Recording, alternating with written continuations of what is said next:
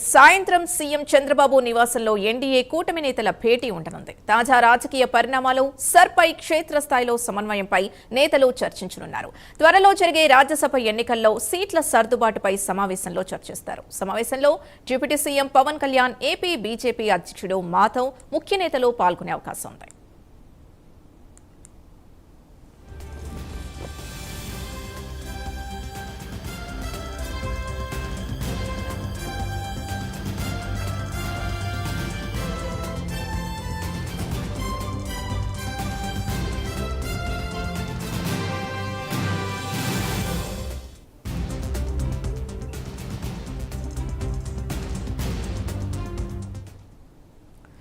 సాయంత్రం సీఎం చంద్రబాబు నివాసంలో ఎన్డీఏ కూటమి నేతల భేటీ ఉండనుంది. తాజా రాజకీయ పరిణామాలు, ఎస్ఐఆర్పై క్షేత్రస్థాయిలో సమన్వయంపై నేతలు చర్చించనున్నారు. త్వరలో జరిగే రాజ్యసభ ఎన్నికల్లో సీట్ల సర్దుబాటుపై సమావేశంలో చర్చిస్తారు.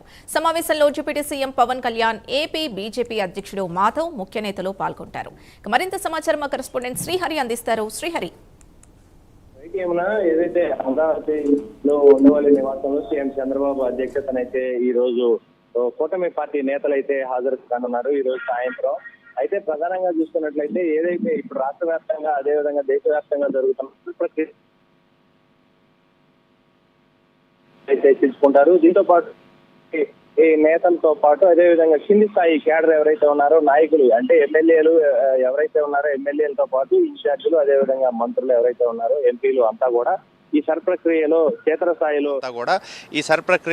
క్షేత్రస్థాయిలో నాయకులంతా అంటే క్షేత్రస్థాయిలో ఉన్న నాయకులు ఎవరైతే ఉన్నారో వీరంతా కూడా సర్ప్రక్రియలో భాగం కావాలి అని చెప్పని ఇప్పటికే అధిష్టానాలు పిలుపునిచ్చాయి. అయితే ఈ మేరకు ఇప్పటికే ట్రైనింగ్ క్లాసులు తెలుగుదేశం పార్టీ కార్యాలయంలో ఎమ్మెల్యేలకు ట్రైనింగ్ క్లాసులు అదేవిధంగా ఇన్ఛార్జీలకు కూడా అందరికీ క్షేత్రస్థాయిలో ఉన్న వారికి అయితే శిక్షణా తరగతులను కూడా ఏర్పాటు చేశారు. అయితే ఈ నేపథ్యంలోనే క్షేత్రస్థాయిలో బూత్ లెవెల్ ఆఫీసర్లు ఎవరైతే ఉన్నారో బూత్ లెవెల్ ఆఫీసర్లతో బూత్ లెవెల్ ఏజెంట్లు అంటే పార్టీ తరపున ఉన్న ఏజెంట్లు ఎవరైతే ఉన్నారో వీరంతా కూడా క్షేత్రస్థాయిలోకి వెళ్ళి ఆ సర్ప్రక్రియ ఎలా జరుగుతుంది, దాని విధి విధానాలు, దాంతోపాటు ప్రజలకు క్షేత్రస్థాయిలో పార్టీ నుంచి ఇప్పటి వరకు అందుతున్న ఆ కూటమి పార్టీల నుంచి అందుతున్న సంక్షేమ పథకాలు, అభివృద్ధి పనులు ఇవన్నీ ఏవైతే ఉన్నాయో వాటన్నిటిని కూడా క్షేత్రస్థాయిలోకి తీసుకువెళ్ళాలి, ప్రజలకి అవగాహన కల్పించాలి, అటు అధికారులు కూడా సహకరిస్తూ ముందుకు వెళ్ళాలి అని చెప్పని ఇప్పటికే అధిష్టానం పిలుపునిచ్చింది. ఈ నేపథ్యంలోనే క్షేత్రస్థాయిలో ఉన్న నాయకులంతా కూడా ఇక అప్రమత్తంగా ఉంటూ క్షేత్రస్థాయిలో రేపు రాబోయే స్థానిక సంస్థల ఎన్నికలు ఏవైతే ఉన్నాయో వీటన్నిటిని కూడా కైవసం చేసుకోవాలని చెప్పని కూటమి పార్టీ భావిస్తుంది. అయితే ఈ నేపథ్యంలోనే నేడు సీఎం చంద్రబాబు నివాసంలో అయితే ఈ భేటీ కానున్నారు. దీనికి ఉప ముఖ్యమంత్రి పవన్ కళ్యాణ్తో పాటు బీజేపీ రాష్ట్ర అధ్యక్షుడు మాధవ్ ఈ సమావేశానికి అయితే హాజరవుతారు. అయితే దీంట్లో ప్రధానంగా తాజా రాజకీయ పరిణామాలు ఏవైతే ఉన్నాయో ఇప్పుడు వైసీపీ తీసుకువస్తున్న కొన్ని ఆరోపణలు ఏవైతే ఉన్నాయో వాటన్నిటిపైన కూడా ధీటుగా సమాధానం చెప్పాలి, వీటన్నిటిపైన అవగాహన పెంచుకోవాలి అని చెప్పని ఇప్పటికే సీఎం చంద్రబాబు పలువురికి చెప్తున్న పరిస్థితి. అయితే ఈ రోజు నుంచి అంటే ఈ రోజు సమావేశం అయిన తర్వాత ఒక ప్రణాళికను కూడా రూపొందించబోతున్నారు.